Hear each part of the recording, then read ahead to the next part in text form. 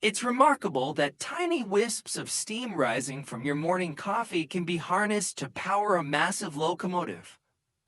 Yet a couple of centuries ago, engineers figured out how to extract energy from fire, transfer it to water, and use steam to move this enormous machine.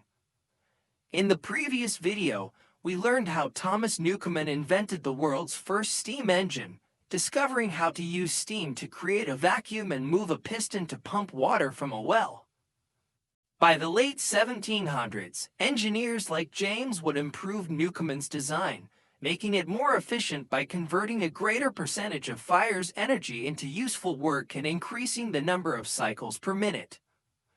Watt also enabled the piston to generate work while moving in both directions. Around this time, stronger steel and better manufacturing technologies were developed. In 1800, the first high-pressure steam engine was built.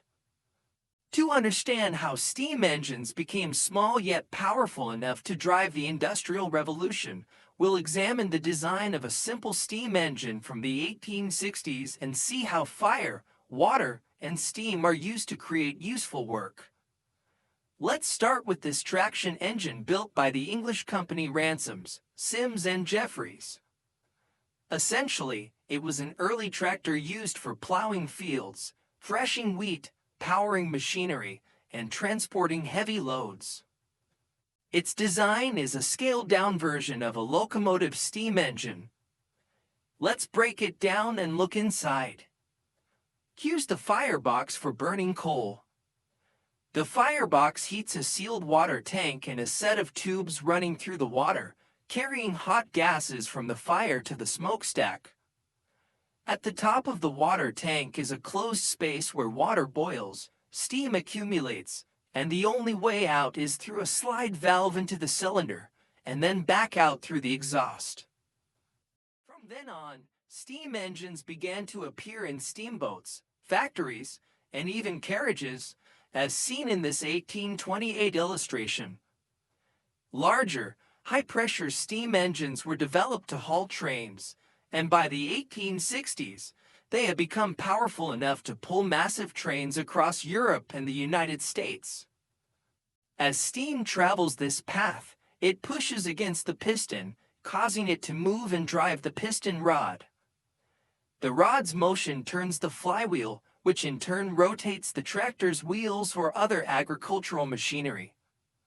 There's still high pressure on this side of the piston, but the piston has reached the end of its stroke and can't move further. At this point, the slide valve shifts and opens a path for the steam to exit through the exhaust pipe into the open air.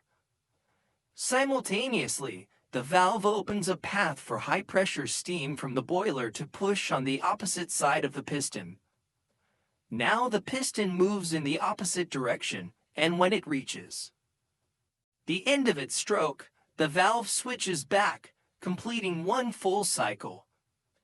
Since steam pushes the piston in one direction and then back again, while the opposite side vents pressure through the exhaust, this is called a double-acting cylinder. This periodic release of steam produces the familiar sound of a locomotive.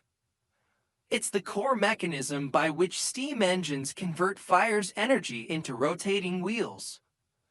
But you might wonder, trains are enormous.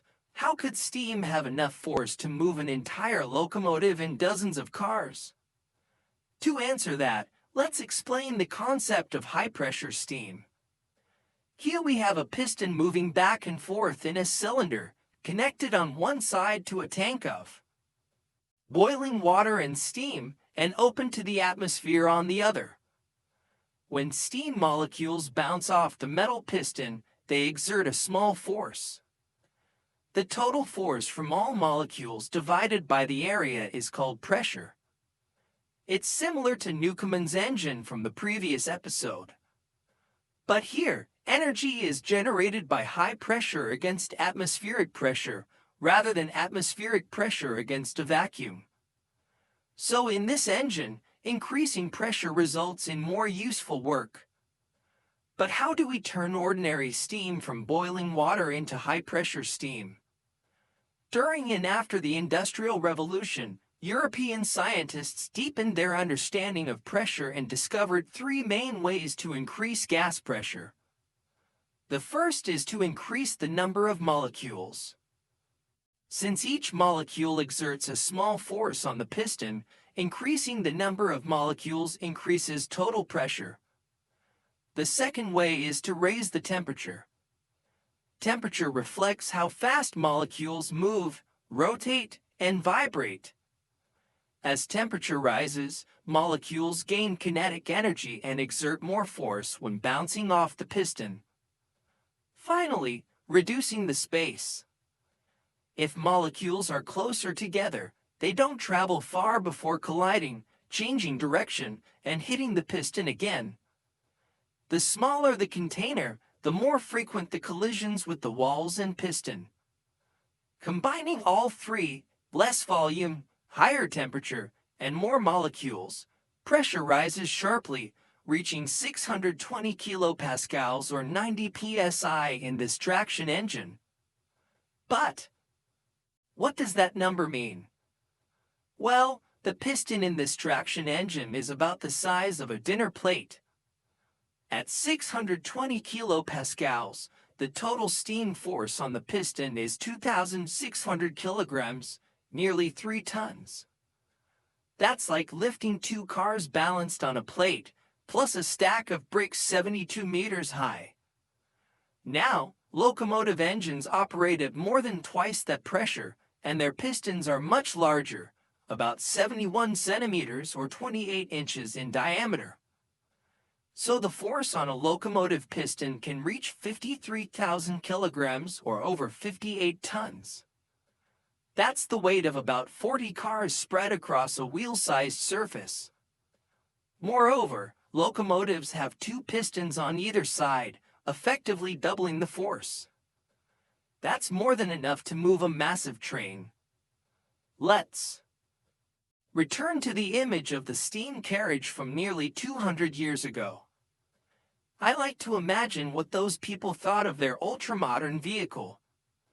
Did they believe their society had reached the peak of human innovation? Could they have imagined airplanes or instant global communication? Could they have known the impact that coal-burning steam engines would have on the global climate? Nearly 200 years later, we know that while these inventions fueled our economy and gave us access to modern comforts and achievements, coal and other fossil fuels burned by engines during the Industrial Revolution, and today, have altered our global climate and put us at great risk.